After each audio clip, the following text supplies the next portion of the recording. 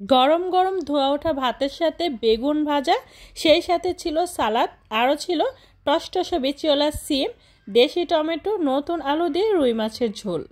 Hello everyone, আসসালামু আলাইকুম। চলে আসছি নতুন আরও একটি ডেইলি ব্লগ নিয়ে। আজকের ব্লগে আপনাদের সাথে কিছু রান্নাবান্না শেয়ার করব শীতের সবজি দিয়ে। তো এখানে কাঁচামরিচ আর ধনিয়া পাতা নিয়েছি, আরও নিয়েছি টসটস বিচিওয়ালা সিম, দেশি টমেটো, সেই সাথে ছিল নতুন আলু। এগুলো দিয়ে রুই মাছের একটা ঝোল রান্না করব। সেই সাথে থাকবে বেগুন ভাজা, সালাদ। এখন আমি সব কিছু সুন্দর করে কেটে একদম ধুয়ে ক্লিন করে নেব, প্রপারলি রান্নার জন্য গুছিয়ে নেব। প্রথমে মাছ আর বেগুন আমি খুব সুন্দর করে ম্যারিনেট করে নিয়েছি মশলা দিয়ে, আর এখানে সব কিছু একদম কেটে ধুয়ে ক্লিন করে নিয়েছি। এবার আমি যেটা করব, একটা ফ্রাই প্যানে সরিষার তেল গরম করে নিয়েছিলাম, দিয়ে দিচ্ছি ম্যারিনেট করা মাছ। তারপরে আমি দিয়ে দিব এখানে বেগুন, কারণ আমি একটা ফ্রাই প্যানে সব কিছু একসাথে ভেজে নেব। তো সব কিছু আমি এক এক করে দিয়ে দিচ্ছি।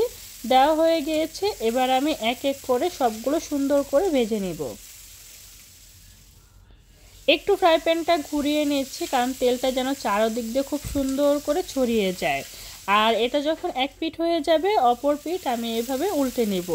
বেগুন ভাজা আর মাছ ভাজা চাইলে আপনারা আলাদাভাবেও করতে পারেন, তবে আমি একটা ফ্রাই প্যানের মধ্যে সব কিছু দিয়ে দিয়েছি যাতে করে খুব সহজেই রান্নাটা হয়ে যায়। তো এই যে আমার এটা ভাজা হয়ে গিয়েছে, আরেকটা কড়াই বসিয়ে দিয়েছি, পরিমাণ মতো সরিষার তেল, সেই সাথে পেঁয়াজ কুচি।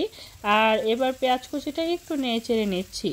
তো এটা নাড়াচাড়া হয়ে গিয়েছে, দিয়ে দিচ্ছি আদা রসুন পেস্ট পরিমাণ মতো। আদা রসুন পেস্ট দিয়ে আবারও একটু ভালোভাবে নেড়ে চেড়ে নিচ্ছি। এই পর্যায়ে দিয়ে দিচ্ছি কাঁচামরিচের ফালি, সেই সাথে দিয়ে দিব টমেটো। এগুলো আমি একসাথেই দিয়ে দিচ্ছি, আপনারা চাইলে স্টেপ বাই স্টেপ পরবর্তীতেও দিতে পারেন। সেই সাথে দিয়ে দিচ্ছি পেঁয়াজ পাতা। আচ্ছা, শীত আসলে কারা পেঁয়াজ পাতাটা পছন্দ করেন একটু কমেন্ট করে জানাবেন, ঠিক আছে? শীতের সিজনে এই পেঁয়াজ পাতাটা আমি সবসময় রাখার চেষ্টা করি, আমার খুবই পছন্দ। তো এরই মধ্যে আমি দিয়ে দিচ্ছি মশলা, স্বাদ মতো নুন, হলুদের গুঁড়ো, লাল মরিচের গুঁড়ো, ধনিয়া গুঁড়ো, সেই সাথে দিয়ে দিচ্ছি পরিমাণ মতো পানি। এবার আমি সবগুলো একসাথে একটু নেড়ে চেড়ে ভালোভাবে কষিয়ে নিব। একটু ভালোভাবে কষিয়ে নিচ্ছি, আর কষানো হয়ে গেলে দিয়ে দিচ্ছি সবজি। এখানে শিম আর আলু, আর কিচ্ছু না। এই বিচিওয়ালা টসটসা শিমগুলো আমার না খুবই ভালো লাগে। আপনাদের কেমন লাগে অবশ্যই জানাবেন, ঠিক আছে? আর শীতের সিজনে শীতের সবজিগুলো খুবই ভালো লাগে, তাই না?